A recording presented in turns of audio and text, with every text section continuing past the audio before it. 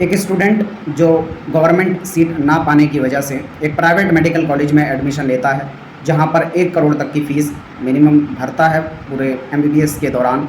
वहीं दूसरा स्टूडेंट जो उसको पूरा भर भी नहीं पाता, कहीं से लोन उठाता है, फ़ीस जमा करता है और एट द एंड दोनों ही एक खाली ओपीडी में बैठे हुए पेशेंट का इंतज़ार कर रहे होते हैं और रखी हुई चेयर और टेबल को ताक रहे होते हैं। यही है इंडिया का एक corrupt medical education system. Welcome back to the YouTube channel doctor Alam unfiltered, let's talk the truth, जहां पर हम हर एक मुद्दे को एक सच्चाई के साथ डिस्कस कर सकें। ये हमारा केस स्टडी नंबर 2 है। पहले मैं ऑलरेडी डिस्कस किया था यूपी आयुष 2024 के अंदर जो स्कैम रहा। स्कैम उसको नहीं कहेंगे, लापरवाही जो मैनेजमेंट की तरफ से रही उसको मैंने डिस्कस किया था। और आज के इस वीडियो में स्पेशली मैं बात करूंगा एमबीबीएस, वो भी प्राइवेट एमबीबीएस इन इंडिया, उसके अंदर क्या क्या दिक्कतें हैं और स्टूडेंट कौन कौन सी परेशानियों से जूझ रहे हैं। सो शुरुआत करते हैं इस नए एपिसोड की।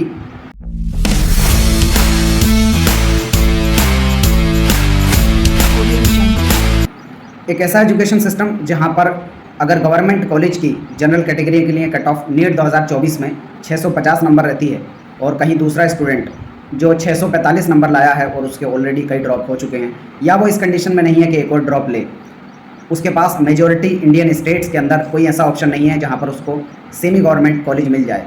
सिर्फ कुछ स्टेट ऐसे हैं जैसे राजस्थान, महाराष्ट्र और कर्नाटका, और कुछ स्टेट जहां पर आपको सेमी गवर्नमेंट सीट यानी प्राइवेट कॉलेज के अंदर प्राइवेट वाली फ़ीस से कम और गवर्नमेंट वाली फ़ीस से थोड़ी ज़्यादा फ़ीस पर आपको एडमिशन मिल जाता है। बाकी मेजॉरिटी अदर स्टेट्स के अंदर अगर आपको गवर्नमेंट कॉलेज मिला तो ठीक, नहीं मिला तो आपको डायरेक्टली प्राइवेट कॉलेज में जाना पड़ेगा, जहां पर आपका ओवरऑल बजट मिनिमम 1 करोड़ का बैठता है इंडिया के अंदर अगर आप कर रहे हैं। या फिर अल्टरनेटिव ऑप्शन आपके पास बचते हैं, आप आयुष कोर्सेज़ की तरफ जाएँ जिसमें BAMS, BHMS या BOMS, या फिर आप MBBS अब्रॉड से करें, जिसमें एक और सबसे बड़ा इशू रहता है लोगों के पास कि वहाँ से अगर MBBS कर भी लिया अब्रॉड से तो आपको नेक्स्ट निकालना पड़ेगा, जिसका पासिंग परसेंटेज सिर्फ 10 से 15% रहता है ऑन एन एवरेज। उसमें कुछ कंट्रीज़ में अच्छा परसेंटेज है पासिंग, जहां पर आप मान के चल सकते हैं 50 से 60% तक जाता है, और कुछ कंट्रीज़ ऐसी हैं कि मुश्किल से वहां से 5 से 10% स्टूडेंट ही पास कर पाते हैं। अगर आप FMG को क्लियर नहीं कर पाए तो फिर आपका जो MBBS है इंडिया में बिल्कुल नेग्लिजिबल है, उसका कोई भी यहाँ पर योगदान नहीं है। आप उससे किसी भी तरह की प्रैक्टिस, किसी भी तरह की जॉब नहीं ले सकते। फिर जहाँ से आपने किया है सिर्फ उसी कंट्री के अंदर आप जाएं और वहीं पर प्रैक्टिस करें। एक ऐसा स्टूडेंट जो गवर्नमेंट कॉलेज में एडमिशन लेने से सिर्फ कुछ नंबर से रह गया, यूपी, बिहार और बहुत सारे स्टेट के अंदर उसके पास कोई ऐसा ऑप्शन नहीं है अल्टरनेटिव कि वो कोई ऐसा कॉलेज पा जाए जहाँ पर 4-5 नंबर से कम कट ऑफ रहे और फीस बहुत ज़्यादा ना लगे, डायरेक्ट 1 करोड़ पर ना पहुँचे। जहाँ पर गवर्नमेंट कॉलेज की फ़ीस 40 से 50 हज़ार है, वो डायरेक्ट 1 करोड़ पर ना पहुँचे, कोई अल्टरनेटिव ऑप्शन उसके पास नहीं है। ज़्यादातर स्टेट्स के अंदर इंडिया के जो रियलिटी है वो मैं बता रहा हूँ। ले देकर आपके पास सिर्फ एक ऑप्शन बचता है ज़्यादातर स्टेट के अंदर कि आप प्राइवेट सीट उठाएं, जहां पर फ़ीस मिनिमम अगर सिर्फ ट्यूशन फ़ीस की बात करें तो 50 से 60 लाख से स्टार्ट होती है और उसका ओवरऑल बजट 1 करोड़ तक मिनिमम पहुंचता है। अब एक आदमी नॉर्मल अगर सोचे कि जहां पर ट्यूशन फ़ीस सिर्फ और सिर्फ 50-60 लाख से स्टार्ट हो रही है तो वो 1 करोड़ तक का कैसे बजट पहुँच सकता है, तो उसके पीछे बहुत सारी साजिशें इन प्राइवेट कॉलेजेस की, बहुत सारे हिडन चार्जेस, एक्स्ट्रा चार्जेस और अलग अलग तरह की फ़ीस जो बच्चों से वसूल की जाती है जब तक वो अपना MBBS नहीं कंप्लीट कर देते। सिर्फ फ़ीस के टर्म्स में भी नहीं, मेंटल टॉर्चर और बहुत अलग अलग तरीके से बच्चों को इसमें परेशान किया जाता है जो प्राइवेट कॉलेजेस में एडमिशन ले रहे हैं। स्पेशली इस बात को कहकर के आपकी ईयर बैग लगा दी जाएगी या आपको आगे फॉरवर्ड ही नहीं किया जाएगा, जिसमें अटेंडेंस का इशू हो सकता है। अंदर आपका किसी भी तरह का कोई भी इशू है उसे आप खुलकर मीडिया में नहीं बता पाएंगे। जो रियलिटी है, आप किसी भी कॉलेज में हो वहाँ पर कितनी भी अंदर की हालात ख़राब हो, बाहर वो आकर नहीं बता पाएगा, क्योंकि उसको एट द एंड चाहेगा कि वो किसी भी तरीके से इस कॉलेज से डिग्री लेकर निकल जाए। हालांकि वो करोड़ों रुपए की फ़ीस भी भर रहा है, उसके बावजूद भी उसको जो एक्चुअल में सर्विस मिलनी चाहिए नहीं मिलेगी। अलग अलग तरीके से आपको जो है ठगा जा सकता है। इसमें आपसे एक्स्ट्रा हिडन चार्जेस के फॉर्म में फ़ीस ली जा सकती है, डेवलपमेंट के फॉर्म में फ़ीस ली जा सकती है, और बहुत सारे चार्जेस ये अपनी तरफ से रख देते हैं। सिक्योरिटी चार्ज, मेस का अलग सिक्योरिटी चार्ज, हॉस्टल का अलग सिक्योरिटी चार्ज, कॉलेज का अलग सिक्योरिटी चार्ज। इतनी फ़ीस बना देंगे कि आपने वो सोची भी नहीं होगी। अगर आप पहली बार प्राइवेट कॉलेजेस की तरफ देख रहे हैं तो आप फ़ीस जमा करते करते परेशान हो जाएंगे। बहुत सारी मीडिया की रिपोर्ट्स आती रहती हैं, बहुत सारी दबा दी जाती हैं, इवन मेजॉरिटी को आप मान के चलेंगे जितनी भी न्यूज़ आती है उनको दबा ही दिया जाता है। उसका रीज़न क्या है? मेजॉरिटी जो प्राइवेट कॉलेजेस इंडिया के अंदर हैं, आप क्या सोच रहे हैं उनको डॉक्टर चलाते हैं, कोई एजुकेशनिस्ट चलाते हैं? नहीं।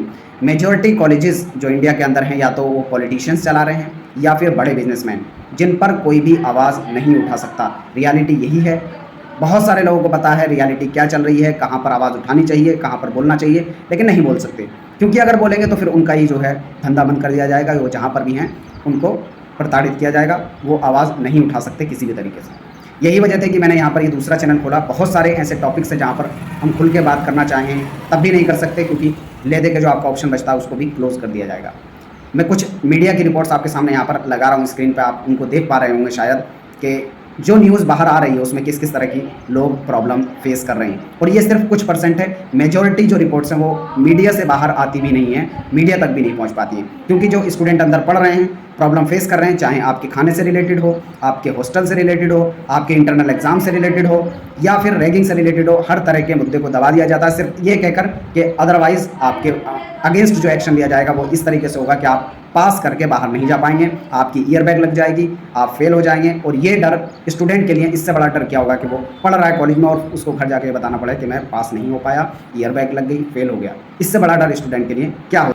और फिर इतनी फीस भरने के बावजूद भी आपको क्या लग रहा है कि वहाँ पर फैसिलिटी बहुत अच्छी प्रोवाइड की जा रही होंगी? बिल्कुल नहीं। ज़्यादातर प्राइवेट कॉलेजेस में ऐसी फैसिलिटी नहीं है जो गवर्नमेंट कॉलेज के बराबरी की भी हों, और जबकि आप फीस देखेंगे तो इतनी हाई है। मैं हर एक प्राइवेट मेडिकल कॉलेज की बात नहीं कर रहा हूँ, काफ़ी ऐसे भी हैं जो गवर्नमेंट से भी अच्छी फैसिलिटी प्रोवाइड कर रहे हैं। तो सिर्फ कुछ हैं, अब सिर्फ कुछ की बात तो यहाँ पर नहीं चल रही है, यहाँ पर मेजॉरिटी जो कॉलेज हैं जिनका हाल है वो बात करने की कोशिश की जा रही है। जहाँ पर अगर एनएमसी इंस्पेक्शन के लिए आए तो वहाँ पर फेक पेशेंट्स को एडमिट कराया जाता है, फेक फैकल्टी को हायर किया जाता है। एमबीबीएस के अंदर तो फिर भी कम है, लेकिन जो आयुष वाले कोर्सेज हैं, बीएमएस, बीएचएमएस, बीओएमएस के जितने प्राइवेट कॉलेज हैं उसमें इंस्पेक्शन के टाइम पूरी टीम लगी रहती है। कहाँ से फेक पेशेंट्स लाने हैं, कहाँ से फेक टीचर्स लाने हैं, कैसे उनको दिखाना है, कैसे पैसा भरना है, कैसे परमिशन लेनी है। हालांकि स्ट्रिक्टनेस एनएमसी ने बढ़ाई है, लेकिन उसमें स्ट्रिक्टनेस और ज़्यादा होने की ज़रूरत है। बीच बीच में बिना बताए वहाँ पर विजिटिंग होनी चाहिए एनएमसी की, ऑनलाइन विजिटिंग होनी चाहिए, ऑफलाइन विजिटिंग होनी चाहिए, ताकि अगर कहीं पर भी कोई गलती हो तो उसको इंस्पेक्ट करके ठीक किया जाए।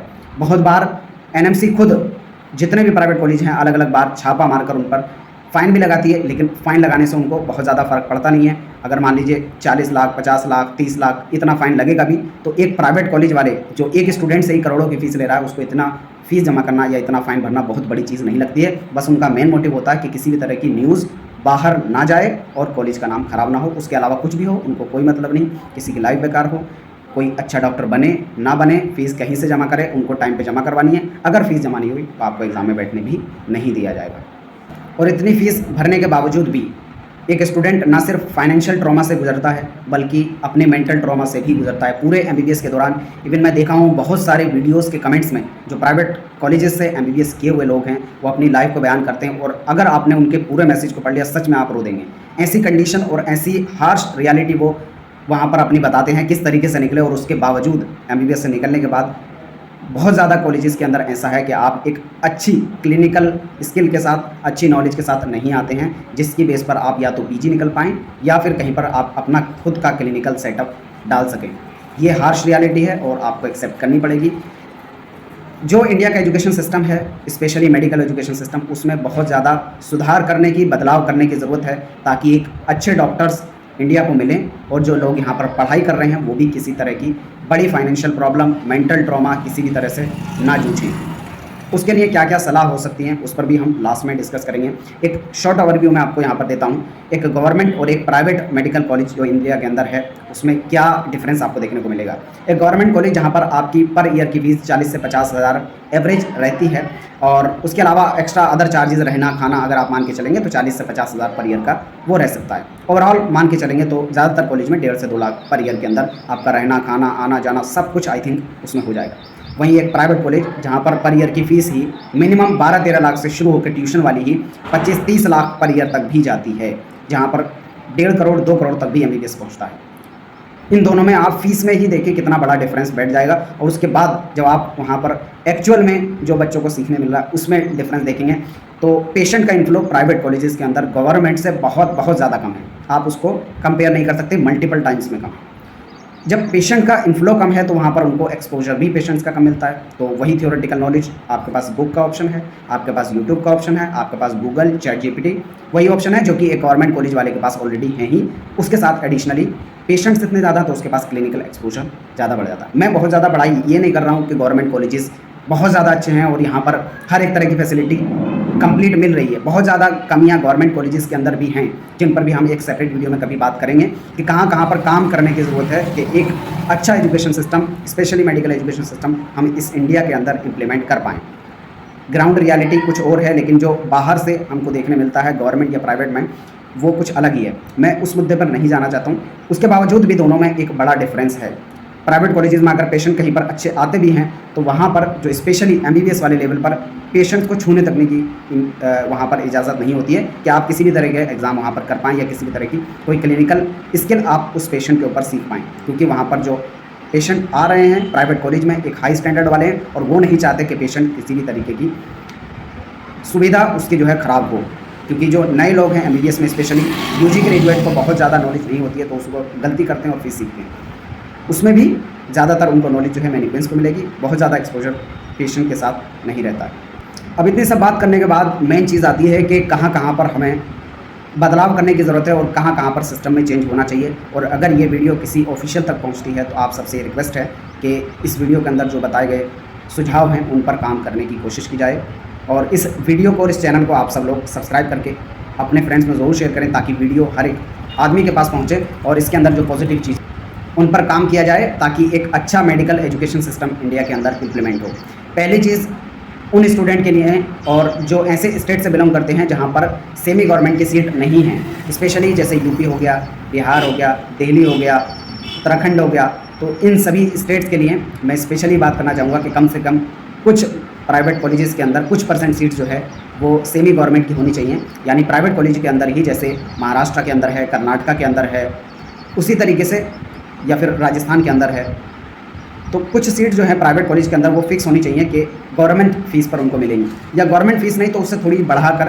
कोई ऐसा स्टूडेंट जो गवर्नमेंट कॉलेज से सिर्फ 1-2 नंबर पीछे रह गया तो उसका मतलब ये नहीं कि वो नॉलेज वाला नहीं है या वो एक गवर्नमेंट कॉलेज से एमबीबीएस करने के लायक नहीं है। सिर्फ कुछ नंबर पीछे होने की वजह से वो एक प्राइवेट कॉलेज में पहुँच जाता है जहाँ पर उसके पास सिर्फ प्राइवेट का टैग लग जाना ही एक बड़ा जुर्म हो जाता है उसके ऊपर कि हाँ प्राइवेट से एमबीबीएस कर रहे हैं। तो एक जो स्टूडेंट 645 लाख के प्राइवेट में जा रहा है और कोई दूसरा स्टूडेंट जो 650 लाकर गवर्नमेंट कॉलेज में जा रहा है, तो मुझे नहीं लगता नॉलेज के मामले में 11th-12th में जो उसने पढ़ा है या नीट का एग्ज़ाम दिया है किसी भी तरह का कोई डिफरेंस है। इवन जो 50 नंबर आगे पीछे भी हैं उसमें भी कोई ज़्यादा डिफरेंस नहीं होगा उनकी 11th-12th की नॉलेज के ऊपर। वो सिर्फ लास्ट मोमेंट की बात होती है कि एग्ज़ाम के टाइम पर किसी से 1-2 क्वेश्चन को गलत भरने में दिक्कत हो गई, किसी से कोई गलती हो गई और वो हर एक स्टूडेंट से रहती है। उसका मतलब ये नहीं कि उसको पढ़ाई अच्छे से नहीं आती है या वो कंपेटेबल नहीं है। तो कम से कम स्टूडेंट के पास एक ऐसा ऑप्शन होना चाहिए कि अगर गवर्नमेंट नहीं मिल रहा तो कुछ परसेंट सीट्स के लिए उसके पास ऐसा ऑप्शन हो कि थोड़ी सी फीस ज़्यादा देकर वो प्राइवेट में सेमी गवर्नमेंट सीट हासिल कर पाए एक गवर्नमेंट फीस पर, या फिर उसको पूरा ड्रॉप ईयर ना लेना पड़े और वो परेशान ना रहे। दूसरी चीज़, जो प्राइवेट मेडिकल कॉलेजेस हैं वहाँ पर एक रेगुलर इंस्पेक्शन की ज़रूरत है। एनएमसी या कोई और बॉडी जो फिज़िकली और ऑनलाइन हर तरीके से इंस्पेक्शन करे पेशेंट्स का, वहाँ की फैकल्टी का।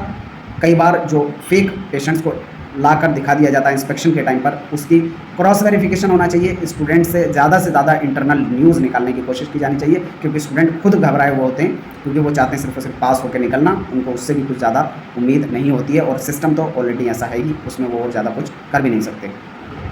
दूसरी जो सलाह हम यहाँ पर रख सकते हैं वो ये होगी कि अगर प्राइवेट कॉलेजेस सिर्फ कुछ सीट्स देने में इनकम्पेटेबल हैं तो गवर्नमेंट को थोड़ा सपोर्ट करना चाहिए कि उनकी कुछ फ़ीस जो है गवर्नमेंट प्रोवाइड करे, ताकि जो प्राइवेट कॉलेजेस हैं उनके ऊपर भी बहुत ज़्यादा बर्डन ना पड़े और कुछ परसेंट सीट्स वो सेमी गवर्नमेंट फ़ीस पर प्रोवाइड कर पा पाएँ ऐसे स्टेट्स के अंदर।